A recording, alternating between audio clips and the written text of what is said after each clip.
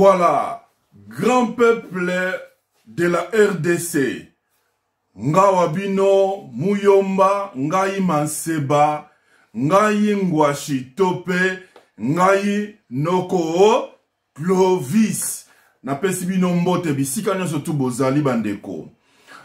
Bandeko, avana kendeko banda analyse na biso ya mokoma lelo, oyo izali vraiment kafu. Na pesi ba abonné nyonso tu ya Congo Esengo TV mbote, pe un grand merci. Pe na yo ndeko ozali kokende ko s'abonner tout à l'heure na pesi yo un grand merci.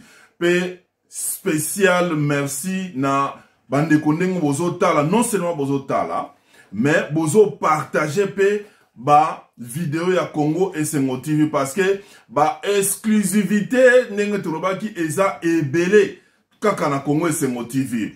Alors, bandeko bozala prêt, to ensemble to décoller. 1, 2, 3. Boum! Boum, boum, boum!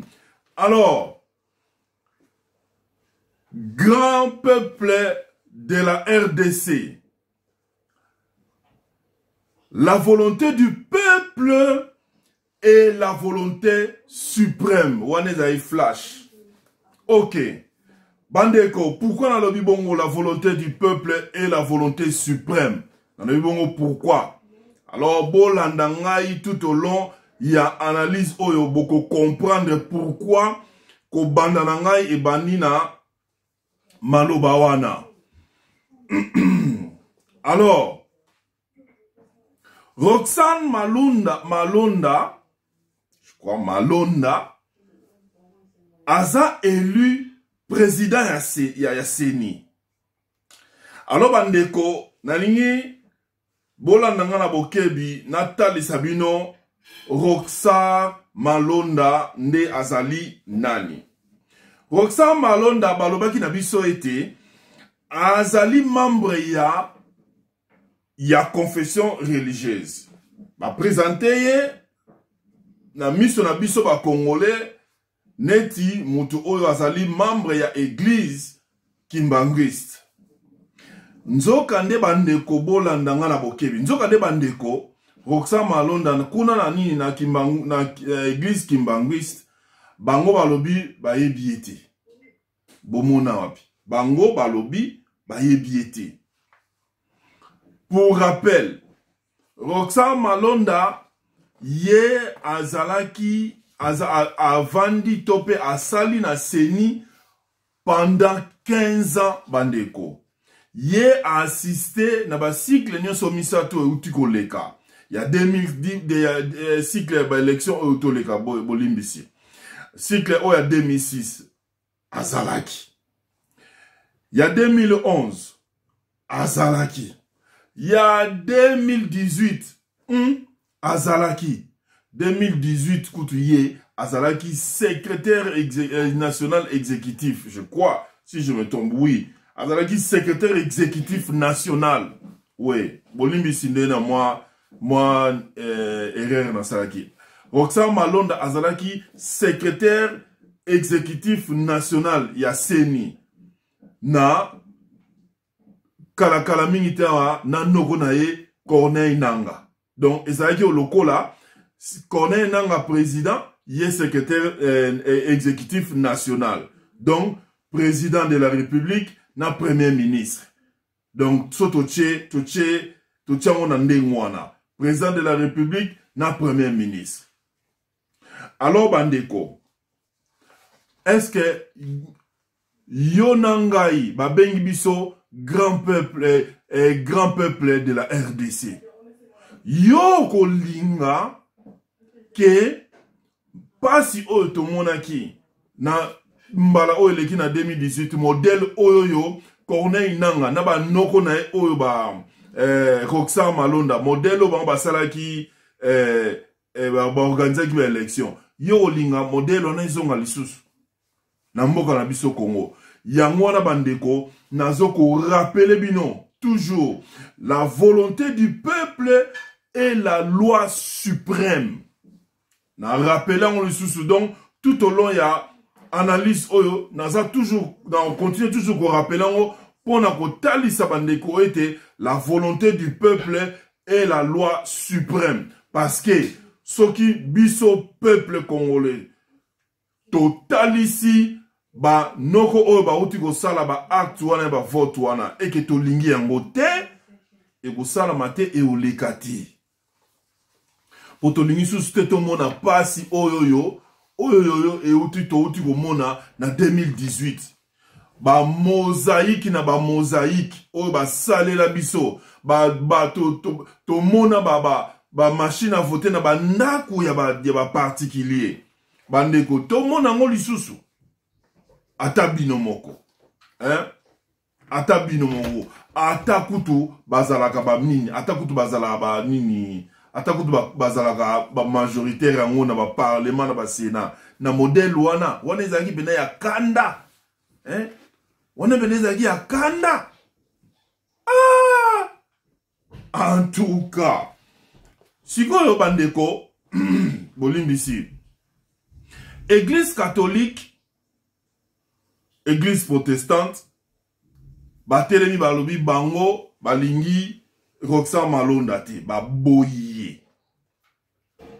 Pourquoi baboye babi? Parce qu'il a travaillé qui spécialement comme secrétaire exécutif, il y a un secrétaire exécutif national na reine ya Corneille Nanga. Pour na bango, pour na église catholique, na église protestante, ba Monica Anetike Corneille Nanga zongina comme président. Si ko biso peto lobani, eza bongo. Eza bongo. Parce que Roxane Malonda ceux qui a démarré na place wana. Exactement. Et ça ka lokola Corneille Nanga azongina président. Si ndiyo bandeko. Ndiyo. Yangona lokola. La volonté du peuple est la volonté suprême. Je répète. La volonté du peuple est la volonté suprême. To telemeli yango, to boyi yango, ngai noko ya Congo démocratique, na pesi, na fongoli nzela, ya résistance populaire. Peuple congolais esengai to telema, to barre route. Kalamingi, bandeko na biso ya ba mouvement citoyen, ba Filimbi, ba Congolais debout, ba lucha et consort. Bakene kalamingi te akomona nani mwana kanga. Binomo boyebi mwana kanga ye pona ye bomo eko lala pana eti. Ye abengisi bana noko na ngai ba noko na ngai ya mouvement citoyen po ayebisa bango ke non ndenge zawana bango baza parlement bango makambo ba vote etali bango te ba confession religieuse nem basalaki vote. Alors bango en tant que parlement ba kosalaka ko entériner nini vote oyo ba confession religieuse basalaki bandeko. Et pour nini ba AEBC donc elingo lobake AEBC biso grand peuple de la RDC yo nangai auto constitué grand peuple de la RDC. Donc moi nekanga Mama Janine Mabunda alobi na biso ete bango ba ne loko sala te donc vote wana e oleka. Bande konazo rappeler bino il y a une chose. Pourquoi bango ba entériner vote ya Roxane Malonda? Parce que Assemblée nationale ne bango bazali Seni ezali sous autorité ya Assemblée nationale. Donc batuba enterinaka vote wana ezali Assemblée nationale. Donc lokola selon Mibeko lokola Assemblée nationale et entériné vote ya Roxane Malonda de na obenge pe noko nangate yena che entre parenthèses yaza noko nangate. OK. Lokola ba entériné vote na ye yango wana sikoyo ekomi ete Roxane Malonda wana akokende ko prêter serment liboso ya cour conditionnelle. Nanani lisu bandeko botu nangai. Nanani lisusu ako prêter non seulement au prêter serment na cour conditionnelle, mais au prêter sous serment liboso noko nangai Fachi Beto. Ako prêter serment liboso ya noko nangai Fachi Beto. Yangwana ngai noko ya Fachi Beton na pusani liboso ya grand peuple de la RDC. Na lobby boum boum boum. Résistance populaire tozo telemela masolo ana. Noko nanga Fachi Beton a sima ya Congo mobimba. Soki Congolais au telemi. Maka masolo ana izala effacé. Ba vote wana uzala effacé. Yango ngana au telemisa. Yona ngai. O ba bengi biso grand peuple de la RDC. Totelema. Na résistance populaire. Kotika te nekoka moka kende libanda. Moko soka bimi e uzala mabe. Mais so biso so bimi nde uzala malamu. Na yango bande kwa IDPS pesi déjà ba betimbela le 9 juillet bango bazo bima na nzela. Ba mouvement citoyen bazo sala réunion ya kafu pona ko arrêter ba stratégie ndenge nini bako kwesa ba masolo wana nyonso. Totali pe côté ya na ngamba la muka koloba kutu te. Kuna bazo sensibiliser déjà ba noko ba moni déjà ba église de réveil to monaki na pointe qui ça papa Sony soki comment benga nani général bolimbisi benga général papa Sony kafuta bolimbisi moi kaka ekoti na monoko manaba kombo ya Sony mususu ebele na landanaka ekimi me noko nanga Sony to chakaka noko nanga Sony pe akoti na masolo. Alors bandeko lelo toyoki église catholique et telemi, église protestante et telemi, la Muka et telemi, IDPS et telemi, ba mouvement citoyen ba telemi, yango grand peuple de la RDC, résistance populaire et ça en marche. Yo nangai, siko toza na besoin ya yo ndeko nangai yo babengi yo leader d'opinion. Yo babengi yo musicien, oza star, oza na succès, neto ba succès monde entier.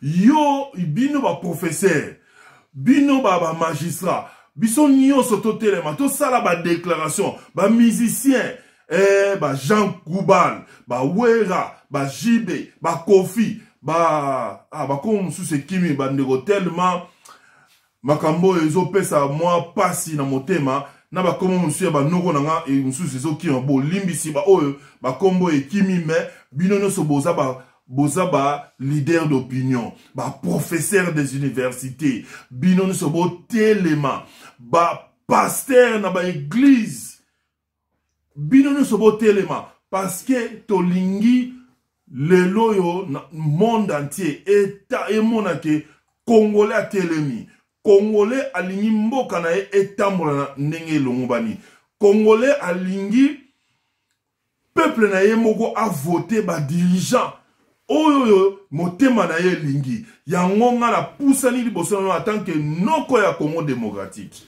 ngai Maseba ngai Muyomba ngai ngwashi ya Congo démocratique na pusani liboso na yon grand peuple de la RDC telema ndeko telema ngonga ebeti to la musamboka tokotika mboka kenda aboiti tokotika volonté ya mutu moko kaka nde ekokisamaka soka lingi acha X soka lingi acha Z. Donc quand est-ce que Congolais volonté na yo ekozala manifester, quand est-ce que volonté ya ngana yo grand peuple de la RDC volonté na biso ekozala effective na mboka na biso. Alors nenge balobaka la volonté du peuple est la loi suprême. Biso peuple photo la kisake biso nde voix na biso nde yangwana nde eo salama. Oyo to boy oyo to ndimi nde to ndimi. Yango bandeko to telema to sunga mboka na biso Congo. Alors bandeko bo s'abonner massivement nde ba na édition ezoya na kopesa bino lisusu masolo ya kati. Donc exclusivité na Congo Esengo TV. Alors, nganabino, tokutana na édition Ezoya. Merci beaucoup. Beau s'abonner. Ciao.